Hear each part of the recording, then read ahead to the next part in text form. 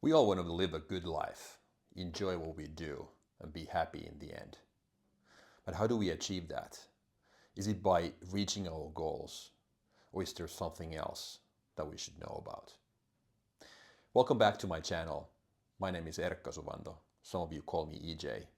Still the guy whose number one priority on social media is to build a legacy for his kids. And after that, pass on all the life and business lessons to each and every one of you.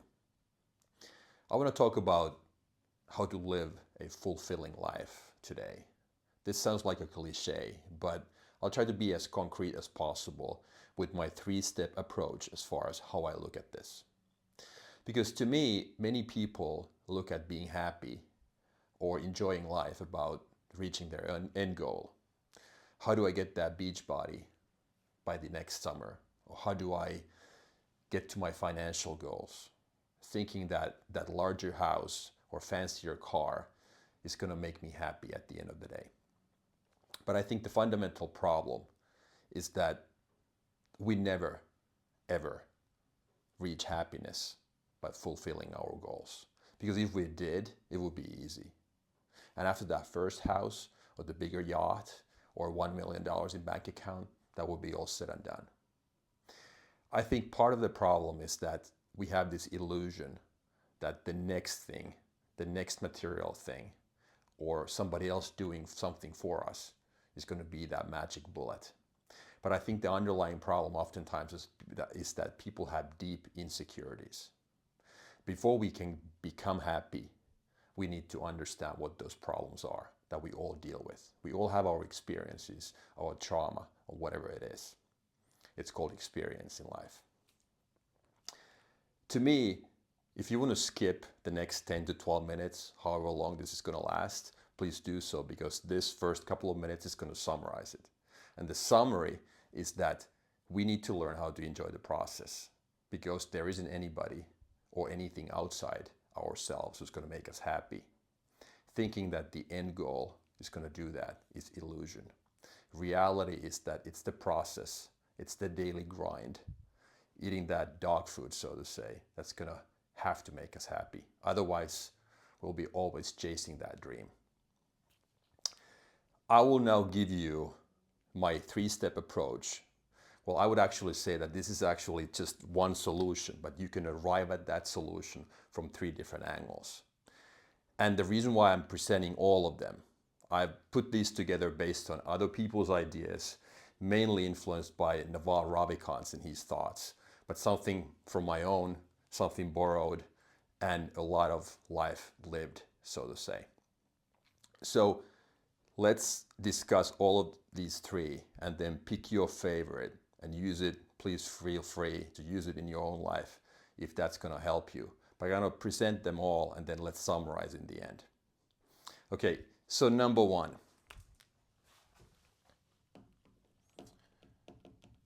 Peace. What does that mean? According to Naval Ravikant, I think he's one of his most famous statements is that inner peace is a state where nothing is missing. And the beautiful thing about peace is that it can be converted into happiness at any time. So what we should look for is that inner peace that then ultimately becomes happiness if we so want. And desire, on the other hand, according to him, is a contract. I love this phrase. It's a contract we sign with ourselves to be unhappy until we get what we want, if you think about it. Okay? So inner peace can be converted to happiness, and then when we have desires, it's a contract we sign with ourselves to be unhappy until we get what we want. So a desire always disrupts happiness or peace. So one might then ask, okay, well, if we all should look for peace and happiness and not want anything in life, how can we ever innovate? How can we get better? And I think this is where it gets interesting. So the dilemma is, what about innovation? What about getting better? Because we're always happy. We don't have a desire to improve. That is true. But I think the problem typically is that we have so many wishes. We have so many desires going on at the same time that our head is like having 15 live TVs on all the time. So we have so many desires, so many distractions, that the thing that matters the most gets lost in transaction or in translation. So the solution here would be to tackle one at a time. If I wanted to lose weight or get in better shape, and I hired a personal trainer, if that person knows what he or she is doing, instead of telling me to change my diet, change my exercise plan, quit my smoking habit, if I was one smoking, quit drinking, and all of the above at the same time, that person will probably know that that's impossible. Anybody can stand on their head for a month or two, but then we typically rebound. It's the same thing here. Instead of fixing my diet, my workout plan, quit smoking, quit drinking, why don't I start with one? I fix that. I turn that into a daily positive routine and habit, and then I move on to the next one. We ultimately get to our desired state without disrupting the peace and the happiness and tackling it one at a time. Okay? But the same thing here is that we need to learn how to enjoy the process instead of being very goal-oriented. So being comfortable with what we have today instead of always looking for something and having those 10 or 15 desires fighting against each other in our own head. Okay, that was number one. Let's move on. Change to blue. So number two is something I have talked about in the past as well. So we have, let's call them 3 different stages here. We have past, present, and future. Okay? And usually our problem as individuals is that we either worry about the stuff that happened yesterday, or dwell in the past, or then worry about the future. Whereas we should be focusing on being grateful what we have right now. So being grateful is the solution here in the middle. And I'm guilty of this too. There have been times when, let's say, I walked down the street and all I had in my mind was something that pissed me off about yesterday, or worrying about whether I can pay my bills, or what that customer might say, or if my project is going to be finalized on time. And while doing that, we don't understand that all of that focus on negativity is going to take our precious focus time away from what's good about today. The beauty, the abundance, and everything. People, our kids being healthy. We have food in the fridge, and whatever. Our water works, and we have clean drinking water. All of the things that are positive in our lives gets neglected because of those worries about past or future.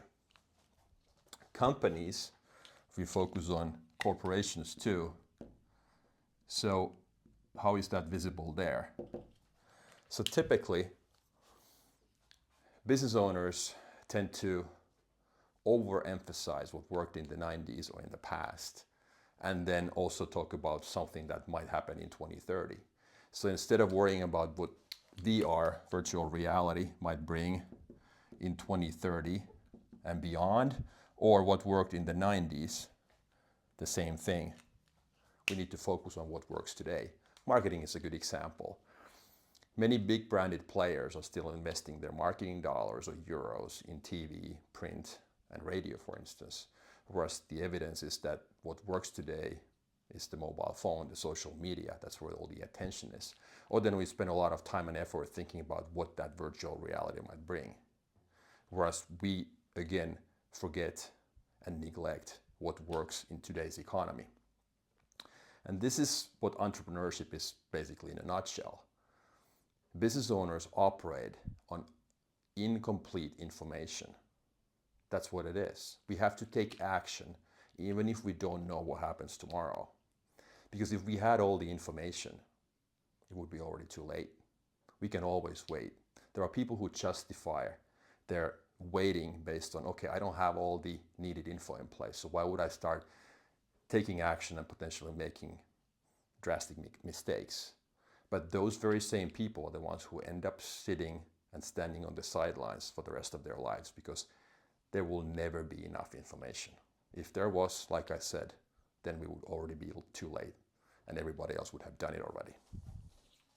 Okay, so that was number 2. Again, if you think about it, coming to the same conclusion. How can we focus on what we have right now? So here in section 1, instead of talking about the goals in the future and having a lot of distractions, those are the future distractions. So while doing that, we forget what we have right now in the present moment. Another one of my favorites that came from Naval as well is the definition of infinite games versus finite games. Let me explain. Infinite versus finite. What is an infinite game? All good, life is a game. Business is a game to me. And at the end of the day, my job is to make sure that I get to see how good I truly was. And that's why I love business, because at the end of the day, it's about results, whether I can achieve my own goals. Not necessarily talking about winning or losing, but I have set of benchmarks, deadlines, goals for myself. And as long as I don't compare myself to others, and as long as I keep playing, I never lose. So the definition of an infinite game, there's a typo here, infinite game, is that the goal is to keep playing. Life overall is a good example. My personal health is a good example. Like I said in the beginning, goal is not to get to my beach body by next summer, but my objective is to stay healthy throughout my life. I don't win in marriage. My goal is to stay married, okay? Same thing in business. It's not about the next quarterly results or annual profit and loss statement. It's about staying in the game. As long as I don't quit, I never lose. So my only goal at some point in life, when the going gets, especially when it gets rough, is just to stay in the game, keep playing the game. So all good games are infinite. Okay? Okay, what about the opposite then? What is a finite game? It's a game with set rules, known players,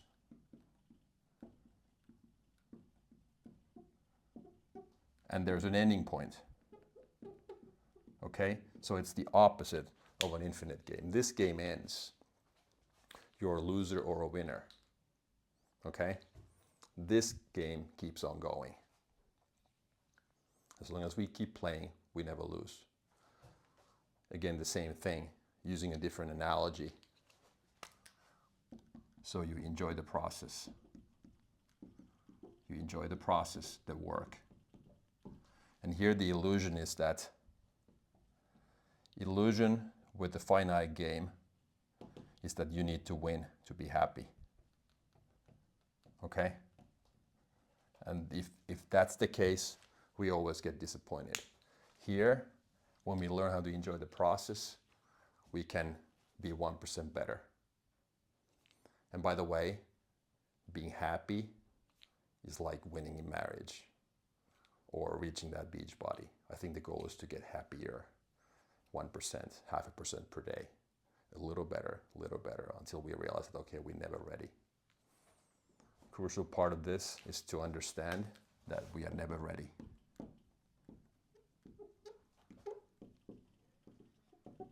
Okay, as you can probably tell, this is a passion of mine. I bought my first personal development book when I was 21 and when I lived in Los Angeles. Ever since, I've been going back and forth with reading different material and thinking about my own behavior, my mistakes, my success stories, and everything in between. And this is pretty much the best I've been able to come up with using other people's material, my own, plus my experiences. And these three are the ones that I use, I would say weekly, if not daily, to help myself, to keep my head straight, to keep my focus on the ultimate end goal, which is to keep playing. I hope you enjoyed the video. If you did, please hit the subscribe and like buttons, and I'll talk to you next time. Thank you.